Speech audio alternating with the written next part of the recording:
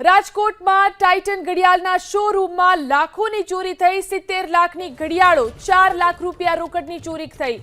શોરૂમના માલિકે એ division police સ્ટેશનમાં ફરિયાદ નોંધાવી। સીસીટીવીના આધારે પોલીસે તપાસ શરૂ કરી છે। તો ચોરીની આ ઘટના સીસીટીવીમાં કેદ થઈ છે। 70 લાખની ઘડિયાળો અને 4 લાખ રૂપિયા રોકડની ચોરી થઈ। સીસીટીવીના આધારે પોલીસે તપાસ શરૂ કરી। શોરૂમના માલિકે એ ડિવિઝન પોલીસ સ્ટેશનમાં અંગે ફરિયાદ નોંધાવી। શટર છે ને ઊંચું કરેલું જણાય છે કે જેક જેવા સિસ્ટમથી કોઈ ઊંચું કરેલું છે, પછી એની અંદર એક માણસ અંદર ઘૂસી જાય, બાકીના 4-5 માણસો બહાર રેકી કરી રહ્યા છે, વોચ રાખી રહ્યા છે, કોઈ આવી ના જાય। કેટલી ઘડિયાળો? 102 ઘડિયાળો ચોરાયેલી છે। અલગ અલગ બ્રાન્ડની 102 કિંમતી ઘડિયાળો ચોરાયેલી છે। રોકડ 4 લાખ રૂપિયા આશરે।